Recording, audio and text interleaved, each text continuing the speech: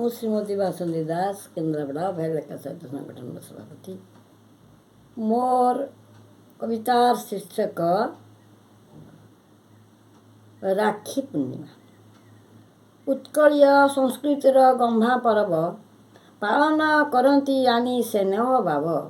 ଉତ୍କଳୀୟ ସଂସ୍କୃତିର ଗମ୍ଭା ପର୍ବ ପାଳନ କରନ୍ତି ଆଣି ସ୍ନେହ ଭାବ। ସୁଭଦ୍ରାଙ୍କ ମୁଖେ ଫୁଟଇ ହସ, ରାକ୍ଷୀ ବାନ୍ଧିବାକୁ ହୁଅନ୍ତି ବେଶ।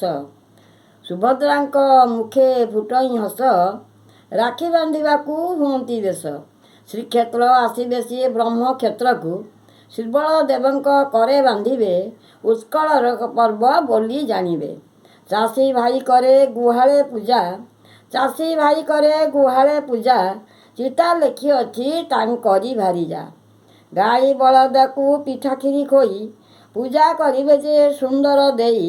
ରାଧାକୃଷ୍ଣ ଦେଇ ଦୋଳିରେ ଝୁଲିବେ, ଫୁଲ ରଥରେ ସେ ଯାଇ ବସିବେ। ରାଧାକୃଷ୍ଣ ଜୁଇଁ ଦୋଳିରେ ଝୁଲିବେ, ଫୁଲ ରଥରେ ସେ ଯାଇ ବସିବେ। ସ୍ୱାଦିଷ୍ଟି ବ୍ୟଞ୍ଜନ ପରସ୍ପର ଭୁଞ୍ଜଇ, ବନ୍ଧୁ ବାନ୍ଧବଙ୍କୁ ବାଣ୍ଟନ୍ତି ତ ଯାଇ।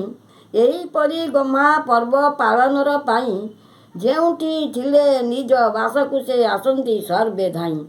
ଯେଉଁଠି ଥିଲେ ନିଜ ବାସକୁ ସେ ସର୍ବେ ଆସନ୍ତି ଧାଇଁ। ଭାଇ ଭଉଣୀର ଅତୁଟ ବନ୍ଧନ, ରାକ୍ଷୀ ବାନ୍ଧି ଦେଇ, ରାକ୍ଷୀ ବାନ୍ଧି ଦିଏ ଭାଇକି କରି ବନ୍ଧନ। ରାକ୍ଷୀ ବାନ୍ଧି ଦିଏ ଭାଇକୁ କରି ବନ୍ଧନ। ଧନ୍ୟବାଦ। ଜୟ ଜଗନ୍ନାଥ।